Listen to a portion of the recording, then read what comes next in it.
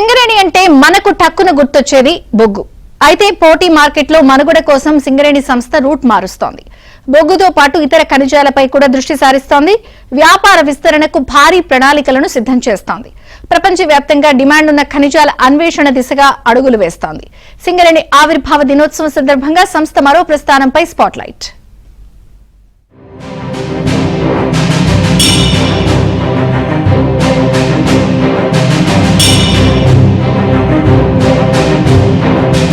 కేంద్ర రాష్ట్ర ప్రభుత్వాల భాగస్వామ్యం, పరస్పర సహకారంతో సింగరేణి సంస్థ దేదీప్యమానంగా వెలిగిపోతోంది.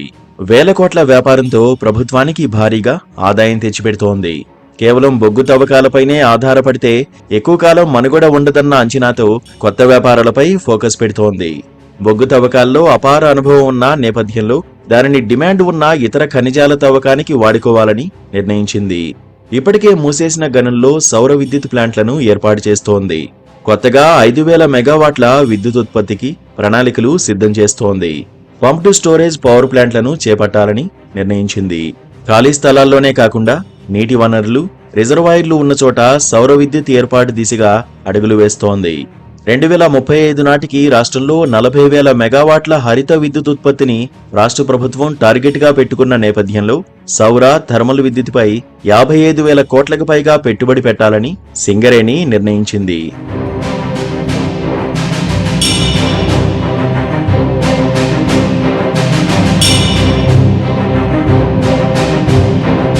ప్రస్తుతం ప్రపంచవ్యాప్తంగా అధిక డిమాండ్ ఉన్న లిథియం నిల్వల అన్వేషణకు అవసరమైన ప్రణాళికలను సింగరేణి సిద్ధం చేస్తోంది. లిథియంతో పాటు ఇతర ఖనిజాల అన్వేషణ, తవ్వకాలు, కొత్త గనుల ఏర్పాటుకు శ్రీకారం చుట్టబోతోంది. ముఖ్యంగా దేశంలో విద్యుత్ వాహనాల వినియోగం పెరుగుతున్న నేపథ్యంలో వాటి బ్యాటరీలు అత్యంత కీలకంగా మారుతున్నాయి. బ్యాటరీల తయారీకి అవసరమైన లిథియం వంటి మూలకాల అన్వేషణకు ప్రాధాన్యత పెరుగుతోంది. ముఖ్యంగా ఈ విషయంలో కేంద్ర గనుల శాఖ సీరియస్ కసరత్తు చేస్తోంది. జియోలాజికల్ సర్వే ఆఫ్ ఇండియా కొన్నాళ్ల కిందట దేశంలో లిథియం నిల్వలు కనుగొంది. జమ్మూ కాశ్మీర్లోని రియాసీ జిల్లాలోని సలాల్ హైమానా ప్రాంతంలో 59 లక్షల టన్నుల లిథియం రిజర్వులు ఉన్నట్లు కేంద్ర గనుల శాఖ ప్రకటించింది. ఇవేగాక దేశవ్యాప్తంగా గనుల శాఖ మొత్తం 51 ఖనిజ క్షేత్రాలను గుర్తించింది. వాటిని గనుల శాఖ రాష్ట్ర ప్రభుత్వాలకు అప్పగించింది. వాటిల్లో మొత్తం 5 క్షేత్రాల్లో బంగారం నిల్వలను కనుగొన్నారు. మిగిలిన చోట్ల పొటాషు సహా ఇతర ప్రాథమిక లోహాలను గుర్తించారు. జమ్మూ కశ్మీర్, ఆంధ్రప్రదేశ్, ఛత్తీస్గఢ్, గుజరాత్, జార్ఖండ్, కర్ణాటక, మధ్యప్రదేశ్, ఒడిశా, రాజస్థాన్, తమిళనాడు, తెలంగాణ ప్రాంతాల్లో ఇవి ఉన్నాయి.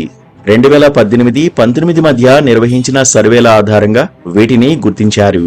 వీటిల్లో 17 చోట్ల 7,897 మిలియన్ టన్నుల బొగ్గు, లిగ్నైడ్ ఉన్న గనులను కేంద్ర బొగ్గు మంత్రిత్వ శాఖకు అప్పగించారు. వాటిని చేజిక్కించుకునే దిశగా సింగరేణి ప్రణాళికలను సిద్ధం చేసింది.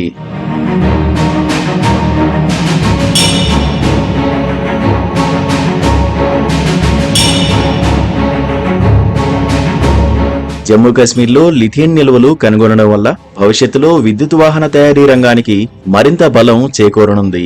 ఈ ఖనిజాల దిగుమతులు తగ్గి బ్యాటరీ ధరలు దిగిరానున్నాయి. లిథియం కేవలం విద్యుత్ వాహనాలకే కాదు, స్మార్ట్ ఫోన్ల తయారీలో కూడా కీలక పాత్ర పోషిస్తుంది. ప్రస్తుతం దేశీయంగా స్మార్ట్ ఫోన్ల తయారీపై భారత్ దృష్టి పెట్టింది. అత్యాధునిక స్మార్ట్ ఫోన్లలో లిథియం అయాన్ బ్యాటరీల్నే వినియోగిస్తున్నారు. లిథియం ధరలు తగ్గే కొద్దీ భారత్లో మరింత చౌకగా ఫోన్లు తయారవుతాయి. దేశంలో వ్యూహాత్మక కీలక ఖనిజాల అన్వేషణ కోసం జియోలాజికల్ సర్వే ఆఫ్ ఇండియా 115 ప్రాజెక్టులు చేపట్టింది. ఈ నేపథ్యంలో లిథియంకు ఉన్న డిమాండ్ దృష్ట్యా అవసరమైతే విదేశాల నుంచి ఖనిజాలను దిగుమతి చేసుకుని వ్యాపారం పెంచుకునే దిశగా సింగరేణి అడుగులు వేస్తోంది.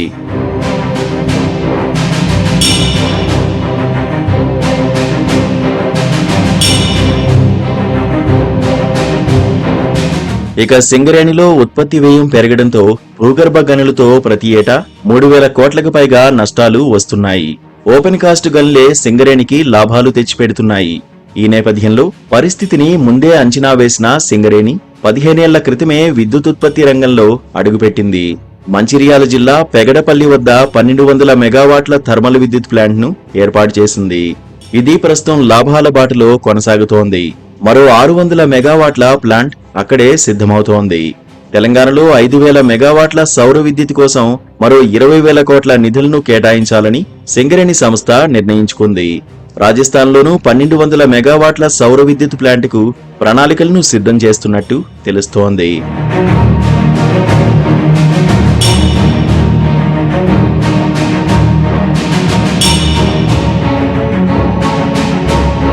దేశంలోనే మొదటిసారిగా మిథనాల్ తయారీకి సింగరేణి సంస్థ శ్రీకారం చుట్టింది.